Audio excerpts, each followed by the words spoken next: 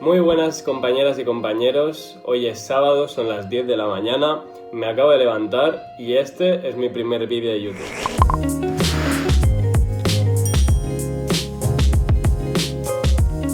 Primero de todo yo me presento, me llamo Jordi, soy editor de vídeo del programa y a veces me da por colaborar en algunos de los vídeos, como es este el caso. Hoy vengo a presentar a Alicia Franco. Alicia Franco es una chiquilla magnífica. Alicia estudia el máster en ciencias de... Alicia estudia el máster en metodología de las ciencias del comportamiento. Es una obsesionada de la psicometría y ha venido a explicarnos las fases de una investigación psicológica que todo aficionado a las ciencias debería conocer. ¿Cuál ha sido el objeto de estudio? El objeto de estudio ha sido psicotwitter. ¿Y qué es psicotwitter? Os preguntaréis. Pues os voy a contar un secreto. Ni el Papa lo sabe. Pues así es, psicotwitter en teoría es una comunidad dentro de Twitter donde la gente afina a la psicología se reúne para debatir sobre la misma y compartir ideas, pensamientos, etc. Hay personas que son también aficionados a la psicología, trabajadores de la misma, estudiantes, etc., pero no se sienten parte de psicotwitter. Es más, hay gente que lo considera una secta, hay gente que le gustaría que psicotwitter se extendiera entre las principales ramas o enfoques que componen la psicología, conductistas, cognitivistas, etcétera, etcétera, etcétera. Entonces aquí es donde entra nuestra amiga Alicia con su rigor científico para arrojar algo de objetividad al asunto. Ha encuestado a un montón de personas que tuitean sobre psicología en Twitter, algunas de ellas se consideran parte de psicotwitter y otras no.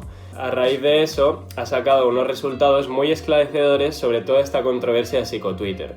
Os dejamos el estudio en la descripción, ir a chequearlo porque la verdad es que no tiene pérdida alguna. Y nada más, os dejo con Alicia, la experta en el tema. Espero que os guste muchísimo el vídeo, dadle mucho like, mucho apoyo, entrad en Twitter y debatir sobre ello. Forméis parte de psicotwitter o no lo forméis, da igual, al final estamos aquí todos porque nos gusta la psicología y eso es lo que nos une. Un abrazo enorme para todos y dentro vídeo. Bueno, pues empecemos, ¿no? ¿Qué soy yo ahora, youtuber? Pues sí. Bien, lo que vamos a hacer con este vídeo es hacer un rápido viaje por todas las fases que vertebran una investigación tradicional, clásica. Fase número 1. La pregunta de investigación. Mi pregunta en este caso era ¿cómo es el clima de psicotwitter? Porque ya había leído a mucha gente compartiendo sus reflexiones, sus ideas, pero no sabía hasta qué punto eso estaba sesgado por las cuentas que sigo yo. No era una visión completa, a lo mejor haciendo un cuestionario pues sí que podía acceder a eso y además el anonimato pues podría generar que más gente se sintiera más libre de compartir sus ideas más controvertidas. Fase número 2. La revisión bibliográfica. Obviamente en este contexto pues no esperaba seguir esta estructura y tampoco pensaba hacer un estudio demasiado riguroso, así que este paso me lo salté muy alegremente. Fase número 3. Las hipótesis. Una vez ya sabes lo que se ha estudiado hasta la fecha, pues qué preguntas se han intentado contestar, con qué metodologías, qué resultados son los esperados, entonces ahora sí puedes empezar a trazar tus hipótesis. Y quizá esta es la parte más importante de todas, porque de hacer esto bien depende todo lo demás, o así debería ser. Tus hipótesis van a guiar tu diseño de investigación, y por tanto tus análisis de datos, y por tanto tus conclusiones, y por tanto toda la validez de tu estudio, vaya. ¿Describí yo las hipótesis de las que partía y operativicé exhaustivamente cómo iba a contrastarlas? No lo hice, no, porque yo tenía una idea abstracta, más o menos claros los temas que quería tocar y poca cosa más. O sea, no esperaba para nada que tuviera finalmente el recorrido que ha tenido. Fase número 4. El diseño. Probablemente esta es mi parte favorita, porque creo que es donde puedes desplegar más tu creatividad. El primer paso, tener muy clara tu población diana. Aquí, pues era gente que usa Twitter con cierto interés en psicología. En fin. Mi diseño de investigación además iba a ser el más sencillo de todos. Tomas una serie de medidas y todo el mundo pasa por esa condición. Es decir, el test es igual para todo el mundo. Todas las diferencias entre grupos que tú puedas explorar a partir del test ya vienen dadas. Son variables ex post facto, como por ejemplo el género o el país de residencia. O sea, no los asignas tú aleatoriamente. No dices, oye, tú vas a ser una mujer y tú vas a ser un hombre y tú vas a ser una persona no binaria y no haces eso.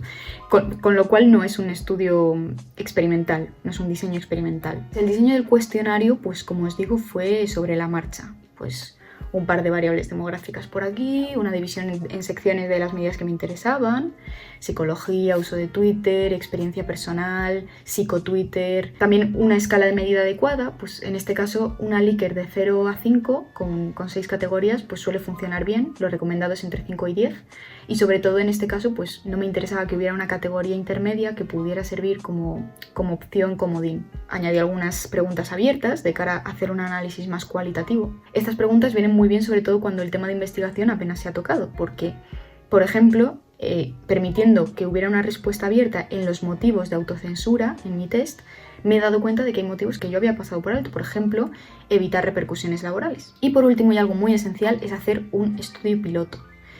Yo se lo pasé a algunos compis de psicotwitter para que me dijeran si creían que les faltaba algo, si querían cambiar cualquier cosa, pero sin duda hay maneras mucho más sistemáticas que a través de un grupo de WhatsApp. Fase número 5. La recogida de datos. Antes de la recogida de datos, lo suyo es hacer un análisis de potencia o sensibilidad estadística, que básicamente es calcular el tamaño muestral que necesitamos para obtener el efecto que queremos observar. Además hay que elegir el tipo de muestreo, y muestrear no es más que de una población de interés seleccionar un grupo reducido, tu muestra. Lo ideal, pues un muestreo aleatorio, pero en mi caso pues fue un muestreo incidental, es decir, quien se cruzaba por mi tweet podía convertirse en participante. También tienes que analizar hasta qué punto puedes acceder a todo el rango de tu población diana. ¿Corría yo el peligro de llegar solo a cuentas con un uso más frecuente de Twitter o que hubieran interactuado más conmigo? Pues sí, y probablemente tenga un problema de restricción del rango. Aunque dudo que haya afectado mucho, la verdad. Pero en muchos estudios sí que suele ser un problema, las muestras de conveniencia que se llaman, porque pensad de dónde salen la inmensa mayoría de muestras en psicología, de estudiantes de carrera de psicología. Vaya. Claramente, pues si quieres medir inteligencia en población general y lo haces solo a partir de esta muestra, pues vas a tener un problema de restricción del rango enorme. Una vez tienes la muestra, toca limpiar la base de datos. Por ejemplo, en mi caso, extrañamente yo descarté solo a una persona porque puso que su relación con la psicología era ninguna.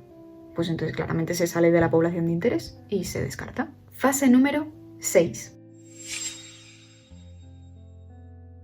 El análisis de datos. Como partimos en mi caso de un total de 0 hipótesis operativizadas, pues los análisis ya corrían un riesgo enorme de harking, que básicamente es plantear tus hipótesis después de ver los resultados. Y es una práctica lamentablemente común en nuestra disciplina y es una de las razones por las que tenemos una crisis de replicabilidad en nuestra ciencia. Es aparentemente muy cómodo. Si yo mido muchas cosas al tuntún, puedo buscar qué correlaciones son significativas, si hay significación entre grupos. Lo que es significativo, pa'lante. Lo que no, pues se descarta. Así de simple. Para intentar evitar que esta práctica me sesgase, decidí hacer una lista de análisis previos que yo iba a hacer y pregunté en Twitter si alguien quería proponer alguno antes de ver la base de datos. Esa es la clave, antes de ver la base de datos. Yo me centré en análisis descriptivos. Mi profesor, Antonio Pardo, autor de los que serán probablemente los mejores manuales de análisis de datos en nuestra lengua, decía que estos son el aperitivo descriptivo que te tomas como en una terracita y luego ya, si te convence, te decides a pedir el menú inferencial. Son dos partes de la estadística.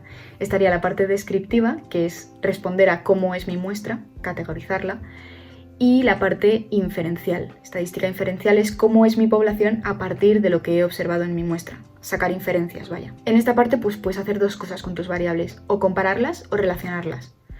Comparar variables, pues por ejemplo yo comparé la frecuencia de elección entre opciones de una variable, comparé las respuestas a una variable entre grupos, por ejemplo entre géneros. Este tipo de gráfica es muy interesante porque puedes ver la media de cada grupo y también su variabilidad, gracias a las barras de error. Respecto a relacionar variables, el estadístico por excelencia es la correlación de Pearson, pero en este caso no se debe usar. ¿Y por qué? Porque tiene dos supuestos. Uno, que tus variables se distribuyen normalmente, y dos, que las escalas son de intervalo y de razón, o de razón. En nuestro caso solo podemos asegurarnos de que son escalas ordinales y algunas de ellas no cumplen la normalidad, así que mejor usar el coeficiente de correlación de Spearman. Fase número 7. Las conclusiones. Para sacar tus conclusiones dependes de tus hipótesis. Así que recordad, nunca seáis Alicia, operativizad bien lo que queréis obtener, para decidir si vuestras hipótesis se pueden mantener o no con los datos recogidos y evitad así el hacking y otras malas prácticas que contaminan la validez de nuestra ciencia. Pero este estudio no acaba aquí. Hemos creado un evento abierto y participativo para charlar un poco sobre el clima en PsicoTwitter en distintos bloques y algunas de las cuestiones que nos preocupan, sobre cómo podemos mejorar nuestra convivencia. Los detalles los podéis ver al final del hilo que he subido con los resultados. Y, por supuesto, si os apetece participar, no tenéis más que escribirme por MD. Da igual, no hay criterios, no importa el número de seguidores que tengas o tu relación con la psicología. Queremos que sea un evento lo más diverso posible. Muchas gracias por llegar hasta aquí. Si os ha gustado, pues denle mucho amor a este precioso canal. Y nos vemos en Twitter.